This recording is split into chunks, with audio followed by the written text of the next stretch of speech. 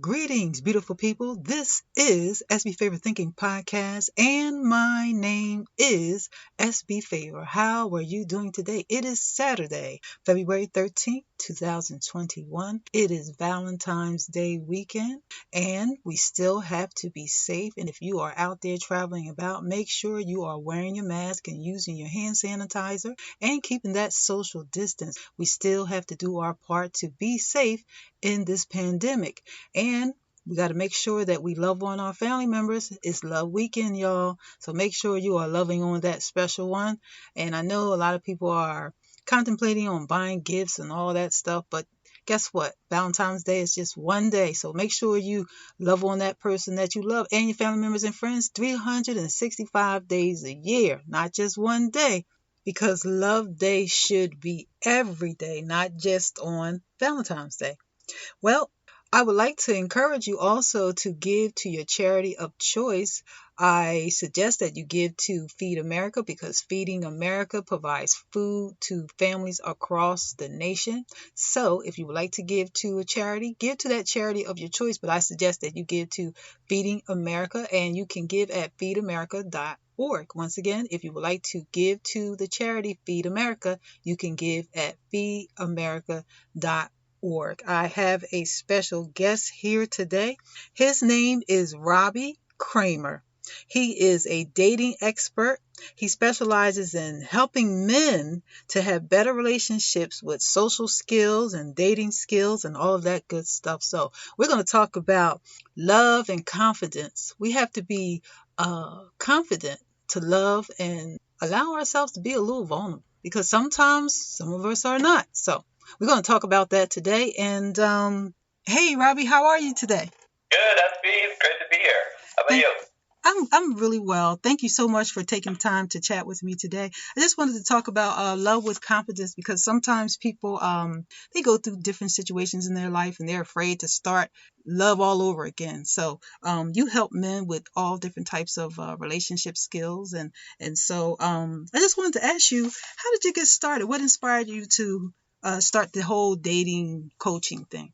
Yeah, well, I guess I'm kind of my own biggest success story. I was very shy and introverted as a young man going through sort of high school. Around the time when everyone was starting to date, I just didn't really have the confidence to put myself out there and take a risk. I was really scared of rejection. So I was kind of a late bloomer, as they say. Didn't really have a great sort of, I don't know, friends or role models to follow. Not that, my parents had an amazing marriage, but, it's just not super normal in the American culture a lot of the time for young men and women to kind of have that, that advice when it comes to dating. It's just something you're supposed to figure out on your own. Yeah. So I was just a little bit kind of in the dark, and around the age of like 23, when I graduated from university, I found myself in a weird situation because I was single. I was just started out in the workforce, a 9-to-5 office job, and I was like, well, I can't meet girls through my courses anymore, and I just didn't really have any idea what to do. I'd never even been on a date. Wow. And had some girlfriends in the past, but they were always, kind of mutual friends. But I knew nothing about dating, so I spent the next, 5 or 6 years doing nothing but studying it and figuring out and learning how attraction worked and what women are interested in, because it's not always super obvious to guys. We can be a little bit clueless. And eventually, I started a blog way back in the day and a podcast, and I had a bunch of people asking me for coaching, so that kind of transformed into a business. Wow. And I've been doing it ever since 2009. That's awesome. Wow, that is really awesome because in our society, the average guy, they just kind of wing it, as they say, right? They just do anything. Yeah, which is terrible because a person that doesn't learn how to date, they just end up hurting people. What'd you say? Yeah, I mean, some of the guys who wing it end up figuring it out, and they tend to do okay. But a lot of guys like me, like I had some, I got rejected when the first time I tried to ask a girl out in 7th grade. I was rejected, and she put me in the friend zone, and I kind of made a decision. At the young age of 13 or 14, I was like, well, I'm not going to put myself out there anymore because that doesn't feel good. And I think that happens to a lot of people. That their first experience is kind of a not a confident one, and they end up finding themselves in a difficult situation in the future until they get to the point where it's like, okay, well, everyone else seems to be enjoying their social life and finding love and romance and all that, but you're kind of sitting there like, well, what about me? Yeah. So yeah, it can be. A lot of the time we don't really face it until we get to a point where we have to. Wow, that's deep. That is so deep to think about. Your story and how you took something that you went through and you learned how to conquer it, and in turn you're teaching others to be successful with. That's a beautiful thing. That's a really beautiful. Thank you. Yeah. So go ahead. Oh, I was gonna say, yeah, it's. I love that I'm able to do that, and it's really my passion to help people kind of get over this thing, because it was such a huge point of pain for me. I just kind of felt like I was powerless. I didn't know what to say in conversation. I'd see a beautiful girl and I'd get all tongue-tied and kind of overcome with anxiety, where I knew I wanted to talk to her and I knew I wanted to make something happen, but I just I didn't have the steps to do that, and therefore I just didn't do anything for the longest time. So the process for me was first kind of getting over the initial anxiety, and then it was having at least some sort of roadmap on where to go, and then I like to say that confidence is simply a series of booking wins. Yes. It's impossible to be confident in something when you have no success, right? Yes. So in order to build that confidence, you got to fail a bunch of times and learn from those failures, and over and over and over. Eventually you get to a point where you're like, oh, I can do this. I feel confident to do this because I've done it before and I've succeeded before. And then everything gets a lot easier and a lot more fun. Wow. But there's no way to, you don't get to, unfortunately, guys are always asking me, well, how can I meet women without rejection? I'm like, you can't. There's no way around, over, under rejection. There's only a way through it. Yeah, that is true. Wow. That is so true. So what would you say to a man that experiences rejection a lot? Because there may not be anything wrong with him. That's just the thing that happens, like you said. So what would you say to a man that he's constantly rejected? What would you say to him? Well, it's funny. The guys who are rejected the most are usually the most successful. Wow. Because they're taking the most risks and they're learning from those rejections. Usually the guys who are experiencing the most pain aren't getting rejected very often, and because of that, those rejections sting way worse. If you never play a game and you lose at that game, it's a big deal. But if you play all the time, you win sometimes, you lose sometimes. It's just part of life. So that's typically what I find with the guys that I work with. It's not that they're getting rejected all the time. It's just they're not getting rejected enough. So, the first step is getting them comfortable with rejection, and that's kind of very similar to cognitive behavioral therapy. You learn to kind of desensitize yourself to it. I have lots of exercises. I call them social freedom exercises that help people get over, kind of those social fears. And we're a lot of the time we're walking through life, walking around, and we're so worried about what people think about us. True. But most of the time, people are too busy thinking about themselves to really care. Yeah. About you. Yeah. And just like for me, I remember the first time that I just approached a girl, and just walking down the sidewalk, and I wanted to just walk over and meet her, but I was so scared to do it, because I was like, oh my God, someone's going to see me. She's going to think I'm bothering her. I'm going to look weird. All these thoughts were going through my mind of like all these horrible scenarios. But I had a buddy who was like, just go tell her she's cute and run away. I'm like, okay, I guess I can do that. So I walked over. I said, hey, you're really cute. I'm going to run away now. And I did. And she she lit up like a Christmas tree. She was very flattered by the compliment. And finally in that moment, I was like, wow, okay, this isn't so bad. And of course, I've been rejected thousands of times. And I've attempted to meet women in all different situations. But you learn that it's not that big of a deal. Right. After a while. And another thing that just to answer your question, sorry for the long-winded answer, but It's okay. Most guys that are struggling with their dating life, they're relying too much on the least painful rejection process, which is online dating. Mm-hmm. When you're rejected online, it doesn't really feel as bad as if it's in real life, mm-hmm. because you're behind your computer screen. Yes. But the problem with online dating is, for most of the guys I know that try it, they never really improve, because they're not actually facing real world rejection. Mm-hmm. They're kind of hiding behind their computer screen. Mm-hmm. Online dating is very competitive. It's such a crowded space.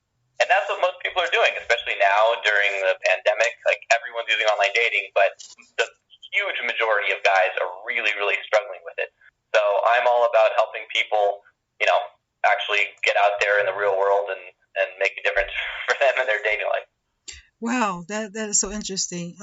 Wow, your story is really interesting. What would you say to a parent concerning the whole rejection thing? A parent that has a boy, and he or she wants to teach her son about rejection, because that is a very important, I believe, is a very important topic that should always be discussed. How to help a boy deal with rejection, because sometimes you see the really dark sides of dark sides of a boy not dealing with rejection the right way. So would you? So would you tell a parent to teach their child something about rejection from that end? Yeah, that's a good question. I don't have kids. Eventually, I'd like to. Mm-hmm. And I think that was maybe one of the reasons I struggled, because my parents never urged me to go out and face rejection from the opposite sex. They had the birds and the bees talk, and the make sure to use protection talk, but they never really gave me any dating advice. Right. Luckily, my grandfather was a big influence on me, and he was a very flirty, outgoing guy. We'd be at restaurants, and he'd always be flirting with the servers and that stuff. But he was always embarrassing me.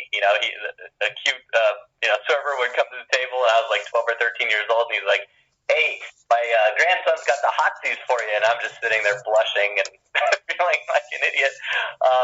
But at least he, some of that rubbed off. And later, when I started, taking more risks, I found that it was actually, it wasn't so difficult to be flirty, mm-hmm. since I had that role model. But yeah, I definitely think parents can urge their kids to, just saying like, "Hey, get out there, like, take a risk. Nothing horrible is gonna happen if you tell a girl that you like her and she says no thanks. It doesn't mean she's rejecting you. It just means maybe you're not a good fit for whatever reason." Yeah. And to learn to not take that rejection personally is really what allows people to take more risks. And we learn from our failures. So if you're not willing to fail, you're not really going to grow. Absolutely. So let me ask you this: what does the word healing mean to you? Sorry, healing or failing? Healing. Healing, yes. What does the word healing mean? What does it mean to you? Yes. When you think of the word healing, what does it mean to you? Because we know what the definition means, but what does that word mean to you? I think we all carry around,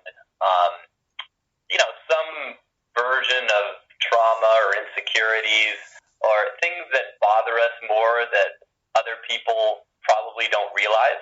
Mm-hmm. And a lot of the time, I feel like if I were to say like, "Oh, I have an insecurity around this, or I have some pain around this," when I say that to people, they're like, "Why? Like, everything's cool, you're fine." But obviously, they're not feeling what you're feeling. So yes, for me, I found being able to confront my fears. Mm-hmm.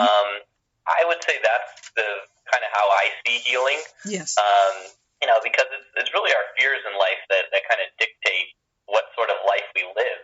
Mm-hmm. And if we are living in fear and constantly in that sort of negative mind frame, yes, about what bad could happen, we're not really growing. We're just playing it safe and not taking any risks and playing small. And what you focus on expands.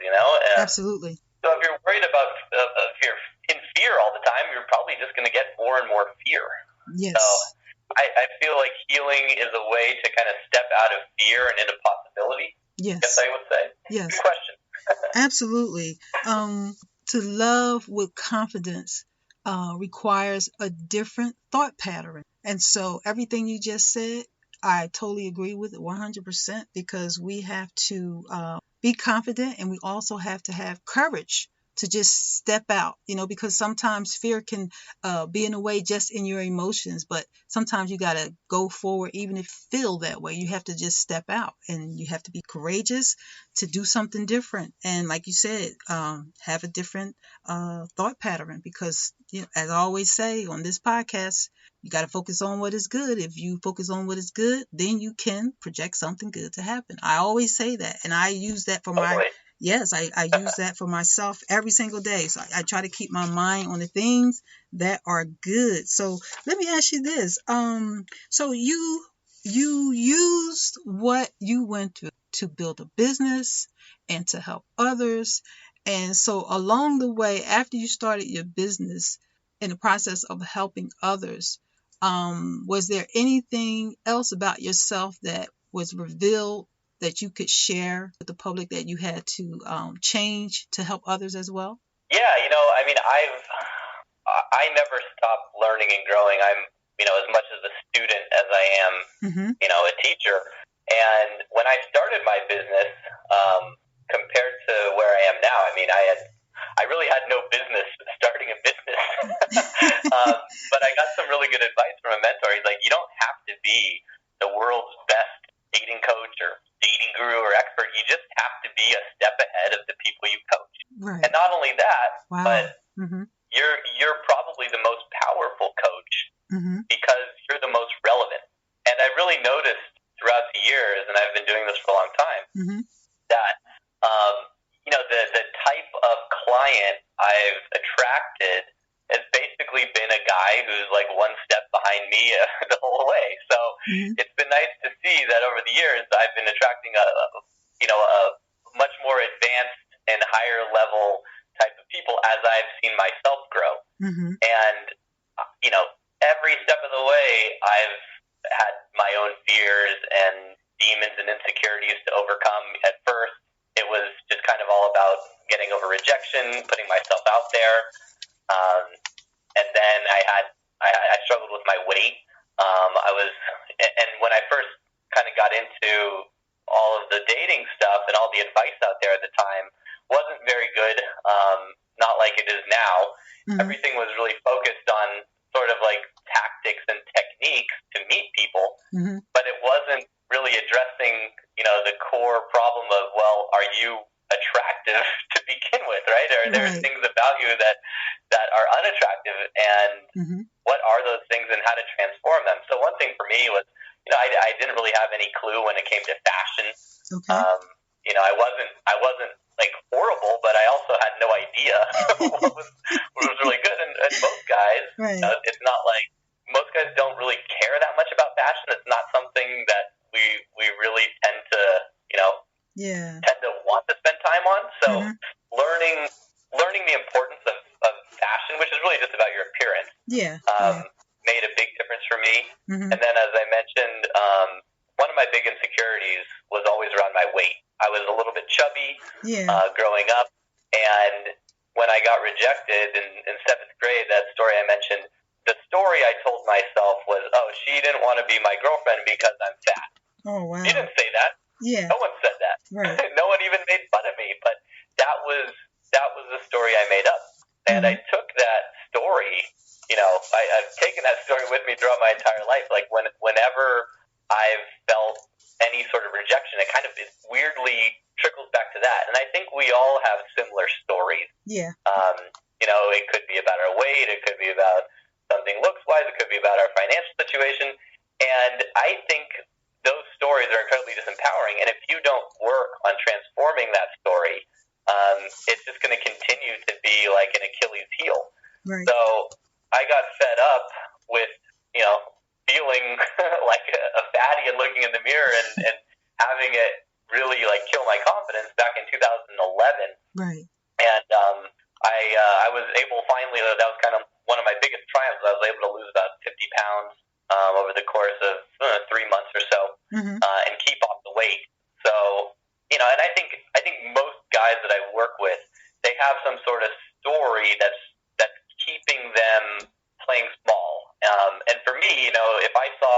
woman I was really attracted to, most of the time prior to losing the weight, I'd be like, oh, she's not going to like me because, I just felt unworthy of the type of people I really wanted to date. So transforming those disempowering stories is really what allowed me to drop that nonsense and really go after, someone I knew I deserved.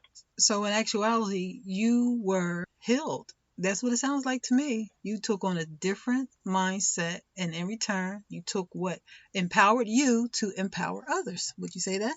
Yeah, I definitely felt healed. My former business partner, we would get on our weekly calls with our clients, and the funny thing he would say at the beginning of every call is, "Let the healing begin." All right. And it was true. Right. Wow. That's really going on. Yeah. Are you a spiritual person? I am. It's I was raised Jewish. Okay. And I'm not very religious, but I do consider myself spiritual. Yes. And I think we're all connected, and I kind of feel like the all is the one and the one is the all. I think a lot of us can get, or a big problem I see with guys with dating is they're too kind of hung up on their own ego. Like, people who are really afraid of rejection are, in essence, they're too worried about themselves. Wow. And it's a bit of a narcissistic sort of viewpoint to be so worried that someone might like you, not like you. It's like, it's not your problem if they don't like you. Yeah. It's their problem. It is. So, I agree. I mean, yeah. I think spirituality is very helpful. And most of I tend to see a pattern with the guys I help is a lot of them tend to be totally unspiritual, kind of totally disconnected from source. Yeah. And then as they grow and as they kind of go through a personal development or healing sort of journey, they start to feel a lot more connected, become more spiritual. They start to see how everything tends to be a little bit more connected. Yeah. Do you think that men should learn how to be more vulnerable? Because sometimes men, they put on this hardness, like, they feel like they have to be just totally hard all the time. Some men, do you think that they should learn how to be more vulnerable? Yeah. Your power is in your vulnerability. Yes. And the problem is most men don't know how to express vulnerability. Our society doesn't do a great job of explaining that or modeling that. And most guys, they think vulnerability is about telling a story about, their dog that died, or doing this kind of like the sob story sort of thing. And it's not that at all. Vulnerability is simply what I think is being authentic. Yes. It's being okay to tell the truth, accepting whatever that truth is, and sharing that truth. And it's also important, I think, that what happens when they kind of screw up the vulnerability thing is either they're disconnected from the person listening, and they're not doing a great job of kind of speaking into that listening. Yes. I remember the first time I think I got some bad coaching. They're like, you need to be vulnerable. So when you meet a girl and you're on a date, tell her a story that makes you vulnerable. So I remember literally like telling this rehearsed story about my dog who died, and she's sitting there looking at her playing pool, drinking beer on a first date, and everything's fun, everything's good, and then all of a sudden I bust out the story, and it just totally killed the vibe. Oh my! She's just looking at me like, "Why are you telling me this story? What's wrong with you?" I don't think any woman would listen to it. I was like, I thought you needed to be vulnerable, but like, no, that's not vulnerability. No. A great example of vulnerability is just simply having the courage to walk up to a girl you find attractive, a woman you find attractive, and try to spark up a conversation. It could be something as simple as like, hey, I saw you and I had to risk embarrassing myself to come over here and meet you. That's vulnerability, that's authenticity, that's honesty. And she might say, sorry, I have a boyfriend, or sorry, I'm not interested, and that's okay. But your power is in the risks you take, and you can't take a risk without being vulnerable. I like that. Your power is in the risk you take. That is why it is so important, listeners, to love with confidence. Be confident. We cannot emphasize that enough, right, Robbie? We got to be confident. That's really the key. Yeah, and that confidence, it really just comes from lots of failures. Yes. Over and over, Yes. taking that risk, getting knocked down and getting back up. And then it becomes, just becomes part of it. Yeah. Like if you look at, I like to compare dating. It's really more like a sport than it is like, some other sort of more analytical or heady process. Mm-hmm. And in a sport, you get out there, you play the game, right? Yeah. And most sports, like, if you win, like in baseball, for example, if the best hitters only get on base, Mm-hmm. 30-40% of the time, so 70% of the time they're failing, and those are the best in the world. And with dating, I think it's a similar sort of scenario. Like, even if you're the world's hottest man or woman, you're going to get rejected the majority of the time. In terms of finding that that sort of ideal relationship. Most relationships don't work out. Most approaches don't work out. But it's a numbers game, and you have to remember that. Yeah, if most people understood the power of rejection, then they would handle much better. Like you said earlier, society teaches us something. So unfortunately, people don't see the power of it. And so they just lag behind, and then they end up learning to write. So, but late than never. They eventually, we all have to face rejection. We all have to face our fears, or we just stay stuck in whatever that thing is that we want to improve at. If it's business, right? Mm-hmm. There's a lot of fears that entrepreneurs have, or people have when it comes to business. If you can't sell your product, you have no business, and that's a huge fear for a lot of people. Mm-hmm. They've got these ideas for a great product that could help and change the world, but then they have to still sell it. And selling is just full of rejection. That was a big thing for me to overcome as well. I kind of did it hand in hand as I was improving, my dating skills, because dating is really just selling yourself. But it hits a little bit more close to home, because when someone tells you they don't want the product and the product's you, well, it's a little easier to feel worse about yourself. Yeah. So so that was something similar I experienced. Yeah, women have we have a different take on rejection. We deal with rejection totally different, and I'm not going to go all into that, but we deal with rejection differently, and we kind of we get the revenge from rejection. In other words, we use different things to get over. But anyway, I don't want to get all into that. But anyway, why do Sounds interesting. I'm glad. I'm always interested in I like to think about feminine and masculine polarities, and I'm very much, in touch with how masculine energy can kind of get through rejection, and it's much more of like you got to kind of just deal with it. It's like a ship on the ocean, right? The ship's the masculine energy and the ocean's the feminine, and if the ship wants to get from New York to London, you might experience some turbulent weather, but you just got to keep going.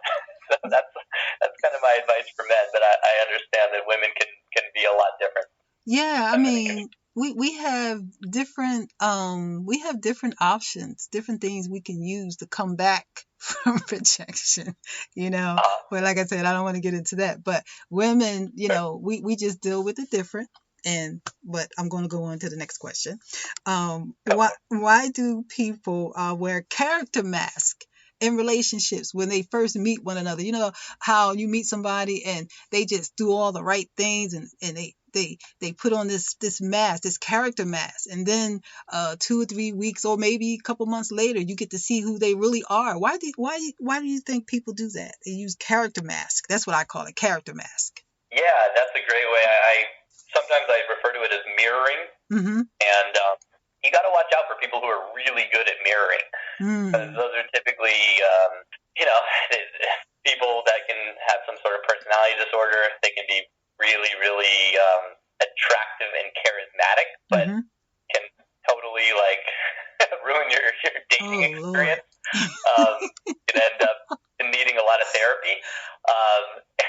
You said personality disorder. Yeah. Oh Lord. Yeah. So I think it's normal. Of course, when you're meeting someone, we all kind of wear wear some sort of mask or another because we want to be accepted. We want to be polite. We want to adhere to social norms.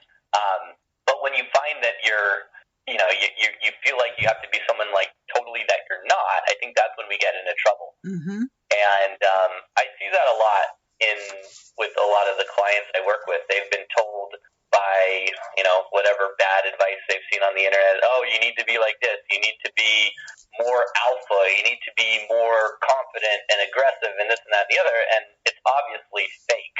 Wow. And the way that they're doing it is so fake. Right. And they think that they're smooth or whatever, or they think that they're macho, but it's like, you see the reactions from women and they're just like, oh my God, this guy is so clueless. And it's so painful that he's so clueless. He'd be fine if he was, just willing to be a bit authentic.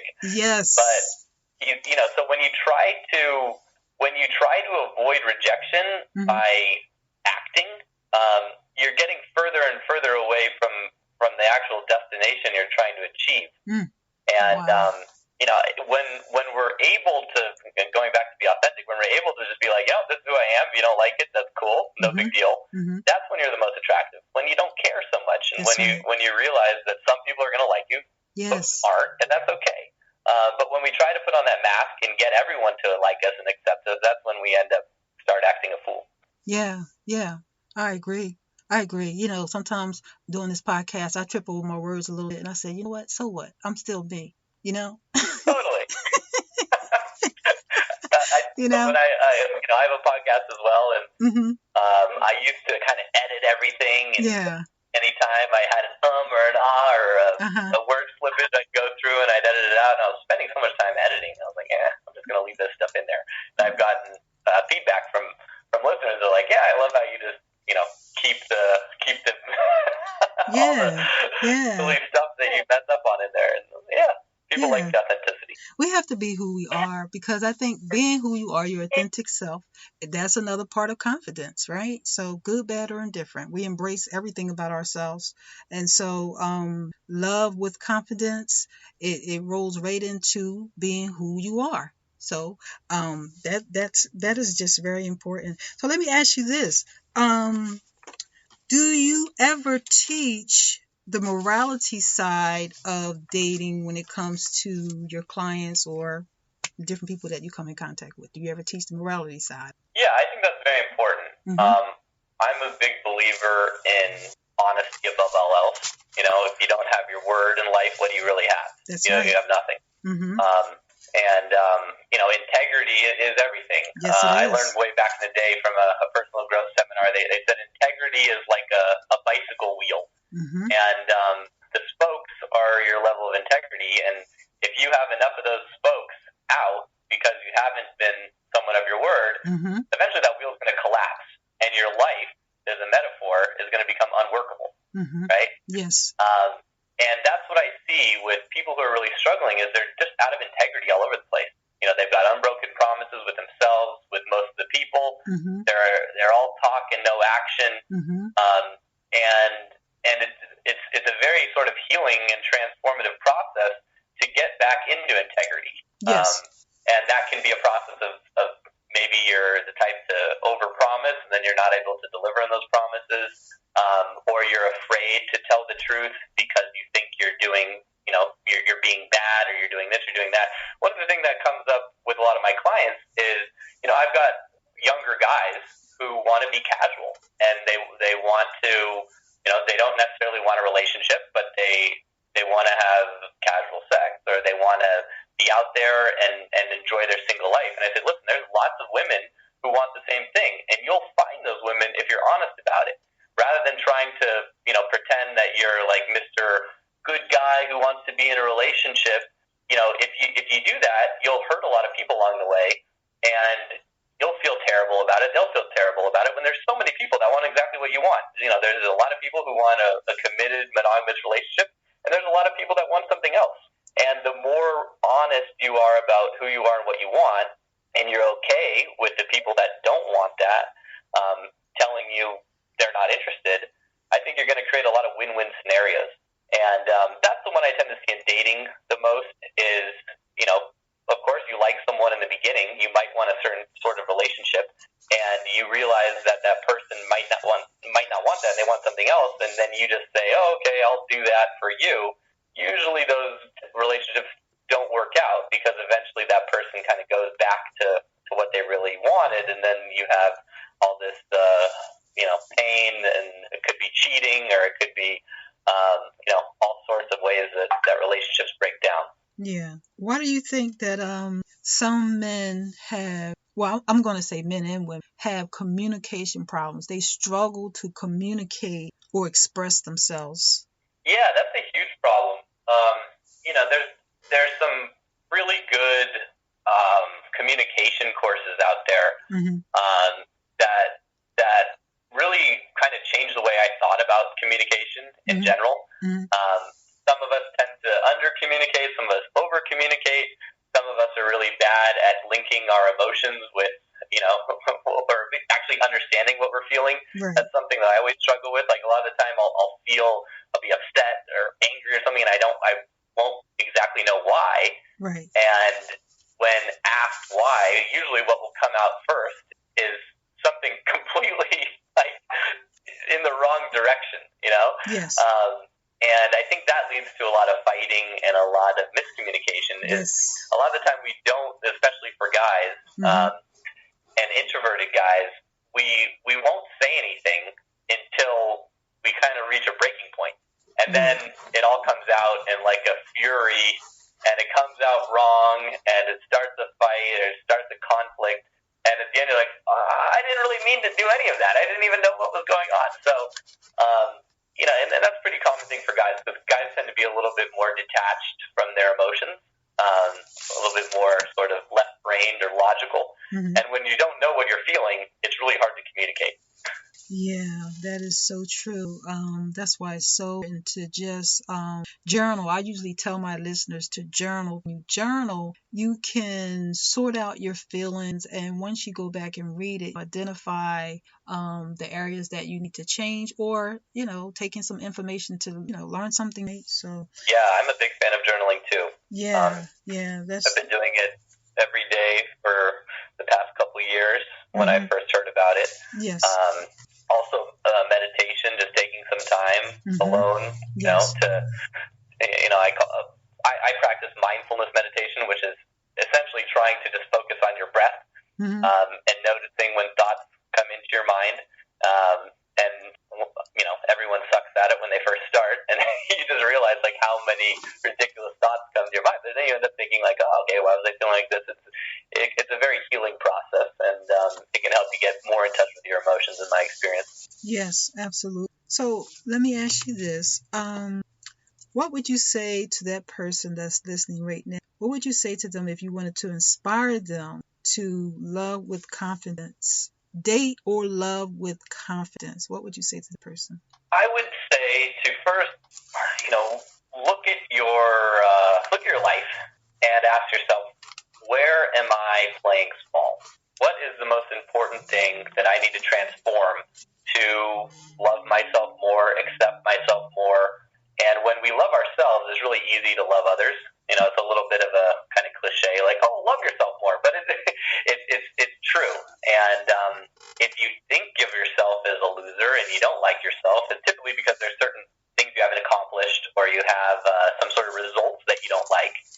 So it's not about looking in the mirror and saying, I love myself, I'm awesome, I'm great. Those positive affirmations can work for some people, but for me, I always just kind of felt like a fraud by trying to talk myself into feeling better. But it was when I really started to take the action that I knew I needed to take, and stop procrastinating and stop pretending it didn't matter. That's when I started to love myself, because, when you can accomplish on your goals, or when you do the hard thing, when you put in the hard work, there's nothing that feels better than accomplishing something that was important to you that wasn't easy to do.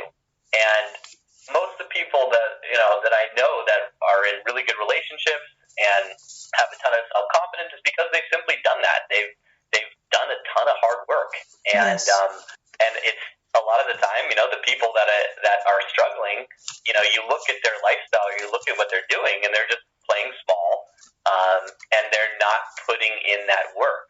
So, you can't really lie to yourself. You can look in the mirror. You're going to be like, all right, yeah, I'm definitely, there's this area of life that I'm just not.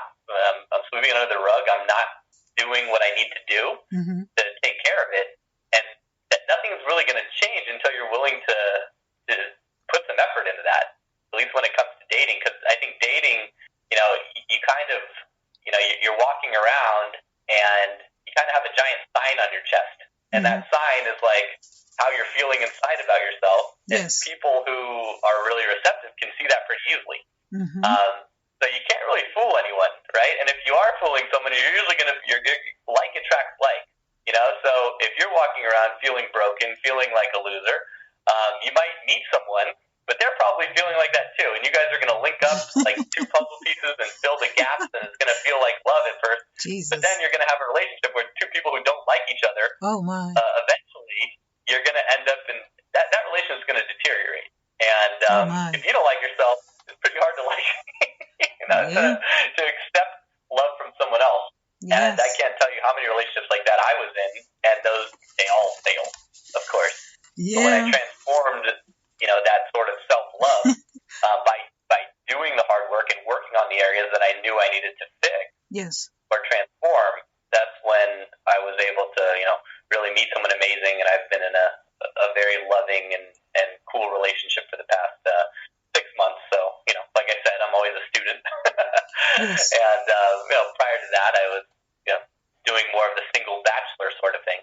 And I tell guys, sometimes it takes a long time to really figure that stuff out. For me, it took me until I was 38 to really feel like I liked and loved myself. And before then, it was just a very long and rewarding journey of figuring myself out more. Obviously, that journey is nowhere near complete, but it's definitely a lot different sort of feeling I have now than I had, about 9 months ago before I was able to transform some of that stuff I mentioned. That's good. Doing the work is very important. And when we do the work, then we become an asset for someone else. And as I always say and think, if you project something good, think about it long enough, and you can project something you want, and it can manifest right in front of you. Also, love with confidence. You can project it out, receive it back. And you said it, Robbie, we have to do the work. I always say that on this podcast, because doing the work with self first is everything that you will and can receive in return. So do the work, people. Robbie, I thank you so much for taking the time to just chat with me. And before we wrap up, I want to ask you about leverage. Tell me a little bit about that before we wrap it up. Sure. Leverage is the name of my podcast. And I try to release an episode every week. I've been doing it for a long time now. 4 or 5 years I've had the show running. I'm on episode 153 at this point. So I just bring on interesting people in all walks of life and ask them about their love life, dating life, business, men's lifestyle sort of things. And I enjoy sharing that wisdom, and I'm humbled to anyone that listens. A lot of the time, be like, who would listen to me?